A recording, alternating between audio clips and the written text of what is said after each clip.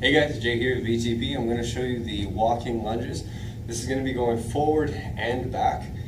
If you want, you can always add dumbbells at your side. You can carry them overhead. You can do it with a barbell. Really, yeah, your imagination is kind of going to be the limiting factor here. If you're going to use kettlebells, right, you can do the kettlebell swings between the legs.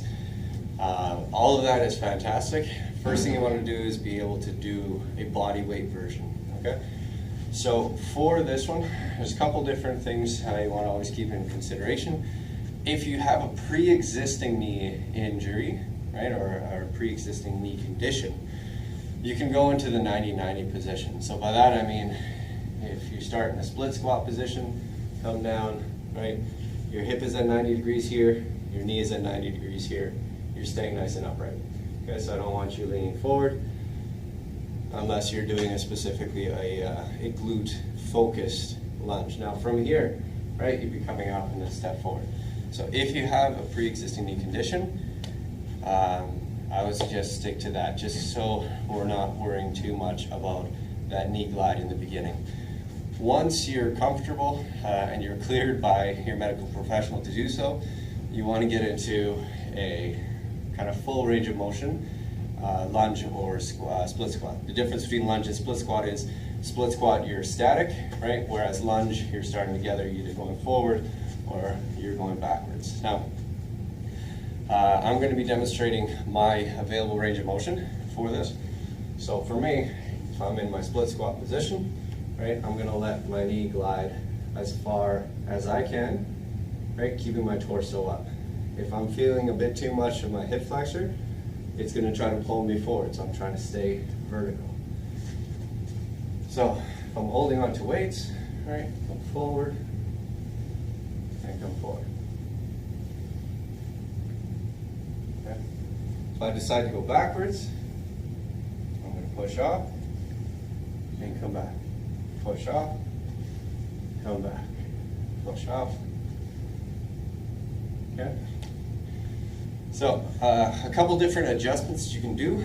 If I want it to be more of a quad focus, right, I'm going to get more knee bend involved. So if this foot is close to me, right, I guess we'll go this way.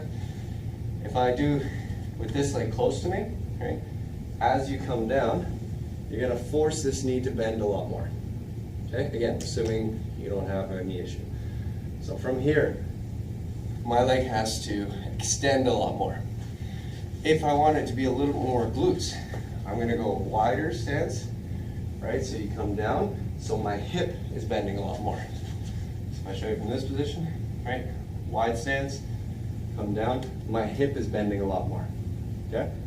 If you want to emphasize the glute even more, right, you can hinge forward, right? Because I want to keep this angle as short as possible, right? So if I'm up at 90, my glutes are not going to be quite as stretched as if I'm in that forward position. From here, I'm going to squeeze that glute to bring me up. So the adjustment is going to depend a lot on what you're trying to target. So if I'm trying to target glutes, right, I'm going to come down and I'm focusing on this muscle bringing me up. My emphasis is quads, right? If I face you, or actually if I face this way, my emphasis is quads. I'm going to come down, I'm going to focus on this muscle, extending my knee, right? So doing this motion here.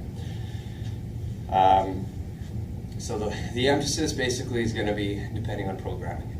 So again, glute focus here, squeezing the glutes.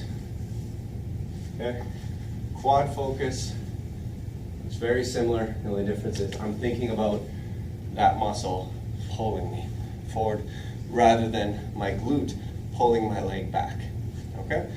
So demo one more time, walking lunges forward.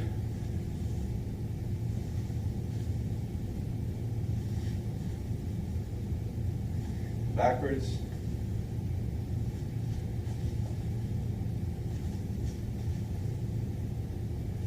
Okay. You can also do it, like I said, arms overhead, barbell. That variation is up to you and your coach. So give it a try, let me know what you think.